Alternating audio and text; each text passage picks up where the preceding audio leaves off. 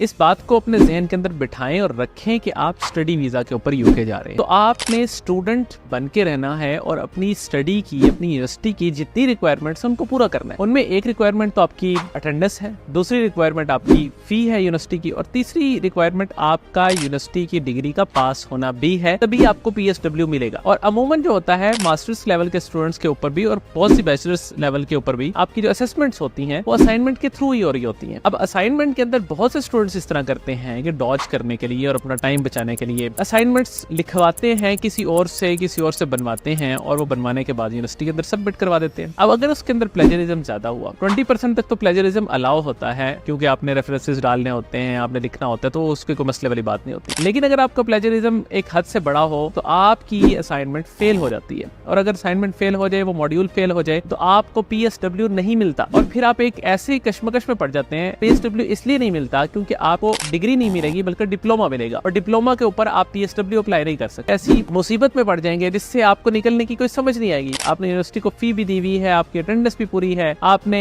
Time भी दिया है यूनिवर्सिटी को, और उसके बावजूद भी एंड के ऊपर आके आपको पता लग रहा है कि भाई मेरी डिग्री कंप्लीट नहीं हुई, मुझे तो डिप्लोमा मिल रहा है और इस बुनियाद पर मुझे PSW नहीं मिल रहा। तो फिर जिस काम के लिए आप आए थे कि 2 years post study work visa भी यहाँ गुजारूंगा और उसमें कोई पैसे कमाऊंगा, कोई जॉब्स करूंगा, कोई एक्सपीरियंस लूंगा, कोई इंटर्नशिप्स करूंगा वगैरह वगैरह, वो भी आप नहीं कर पाएंगे। तो इसलिए इस चीज का बड़ा ही ध्यान रखें अपनी असाइनमेंट सबमिट करवाते हुए कि उसमें प्लेजरिज्म ना हो, वो कॉपी पेस्टेड ना हो, वो किसी से लिखवाई भी ना हो, उसके अंदर आप डॉज करने की कोशिश ना कर रहे हो, क्योंकि ये आपका स्टडीज के अंदर एक इंपॉर्टेंट 3 रिक्वायरमेंट है। इसको कंप्लीट करें और इसके ऊपर नजर रखें, कहीं ऐसा ना हो कि बाद में आपको पछताना पड़े।